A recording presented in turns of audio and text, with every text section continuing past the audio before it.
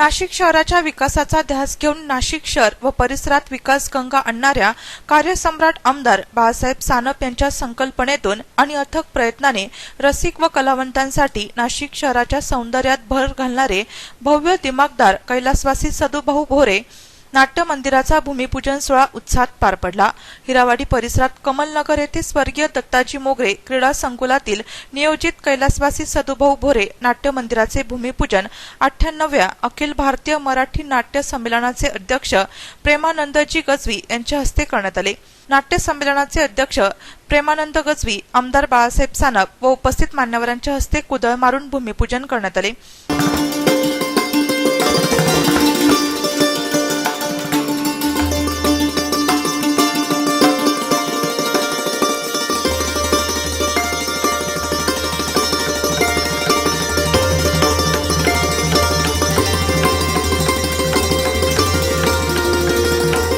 प्रारंभी मान्यवरांच्या हस्ते प्रतिमा पूजन करण्यात येऊन दीप प्रज्वलन करण्यात आले। त्यानंतर मान्यवरांचे सत्कार करण्यात आले।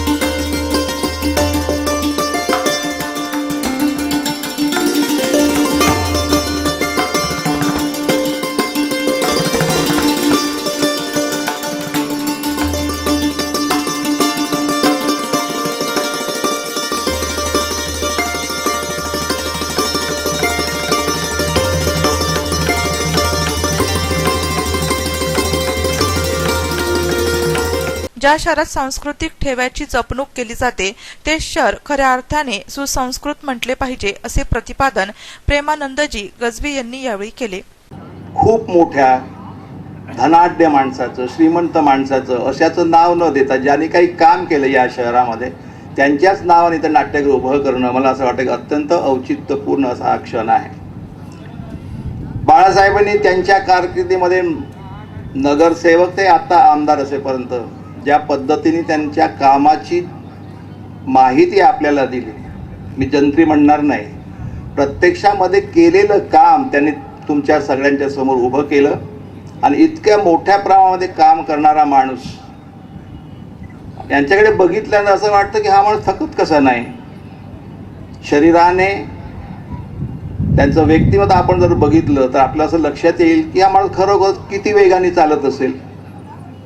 पण हे चालणं आणि कामाच्या गतीमध्ये चालणं या दोन गोष्टी मोठा प्रचंड फरक आहे आणि मला असं वाटतं की जी माणसं काम करत असतात ती लोकप्रिय होतात आणि पुढचा सगळा त्यांचा आयुष्याचा प्रवास वेगळ्या पद्धतीने उभा राहतो। मी त्यांना आत्ताच शुभेच्छा देऊन ठेवतो पुढच्या टर्मसाठी। आमदार बाळासाहेब सानप यांनी 5 वर्षीय कार्याचा आढावा सादर केला। दरवेळेस कुंभमेळा होत असतो आणि त्याला निधी कुठली महापालिकेची निधी का कुठली निधी काय निधी, ही निधी महापालिका किती खर्च करणार, केंद्र किती करणार, राज्य किती करणार। मागच्या 12 वर्षापूर्वी स्वर्गीय अटलजी देशाचे पंतप्रधान होते, त्यांनी पहिल्यांदा 100 कोटी रुपयाची निधी ही कुंभमेळ्यासाठी नाशिक आणि त्र्यंबकसाठी दिली होती। परंतु आम्ही तिन्ही आमदार, मी असेल, देवनीताई असेल, सीमाताई असेल किंवा आमचे ज्येष्ठ जेवढे सुनील भाऊ असतील, वसंत भाऊ असतील किंवा विजय साने असतील, आम्ही सगळे एकत्र बसलो सावजी आणि शहरातले काही लोक का आपल्याला हीच संधी असती नाशिकसाठी निधी आणण्याची। त्याचं टेंडर झालं, टेंडर ओपन करायचं तर मान्य आयुक्तांना असं वाटलं का हे इथं आपल्याला याची आवश्यकता नाही, या जागेवरती आरक्षण होतं। अनेक लोकांनी जागा बळकावण्याचे प्रयत्न केले परंतु ती जागा मी कोणाला जाऊन दिली नाही आणि ह्याच जागी आज आपण नाट्यगृहाचं भूमिपूजन केलेलं आहे। कारण माझ्याकडे अनेक बिल्डर आले, अनेक मित्र आले, तू कशाला आडव होतो, इथं लागेल तेवढं जागा आहे, पण दुसऱ्या जागेवरती नाट्यगृह बांधणं शक्य नव्हतं। ज्या जागी आरक्षण असेल त्याच जागी आपण नाट्यगृह बांधलं पाहिजेत म्हणून आजचं नाट्यगृह बांधलं। धनंजय माने यांनी नाट्य मंदिराबाबत माहिती दिली। पण 2.5 वर्षाच्या अथक प्रयत्नामुळे फक्त साहेबांचा विश्वास दृढ असल्या कारणाने हे नाट्यगृह आज इथं उभं राहत आहे।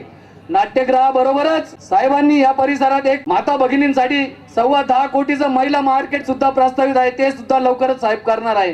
पंचवटीतील अत्याधुनिक पद्धतीने थीम पार्क 2.5 कोटीचं त्याचं 80% काम पूर्ण होऊन आता नागरिकांच्या सुखसुविधासाठी इथं उपलब्ध आहे. कमीत कमी या प्रभागासाठी 150 कोटीचा निधी फक्त साहेबांनी दिलेला आहे. या 2.5 वर्षामध्ये 150 कोटी रुपयाचा निधी प्रत्येक ठिकाणी एकही गल्ली प्रभाग 3 मधली अशी नसल का तिथं ग्रीन जिम फिट नाहीये. या कार्यक्रमास मुंबई अखिल भारतीय नाट्य परिषद मध्यवर्ती शाखेचे अध्यक्ष प्रसाद कांबळे, अखिल भारतीय मराठी चित्रपट महामंडळाचे अध्यक्ष मेघराज राजे भोसले, नाट्य परिषदेचे सहकार्यवाहक सुनील ढगे, नाट्य परिषद नाशिकचे अध्यक्ष रवींद्र कदम, आमदार बाळासाहेब सानप, देवयानी फरांदे, भाजपा प्रदेश उपाध्यक्ष सुनील बागुल, शहराध्यक्ष गिरीश पालवे, नगरसेवक गणेश गीते, रत्नाकर भोरे, अजय निकम आदी मान्यवर उपस्थित होते. कार्यक्रमाचे आयोजन नगरसेविका प्रियंका माने, मच्छिंद्र सानप, रुची कुंभारकर, पूनम मोगरे, दिगंबर मोगरे यांनी केले होते. कार्यक्रमाचे सूत्रसंचालन धनेश जोशी यांनी केले. नाशिक सिटी न्यूज साठी प्रतिनिधी रोहन दानी, नाशिक.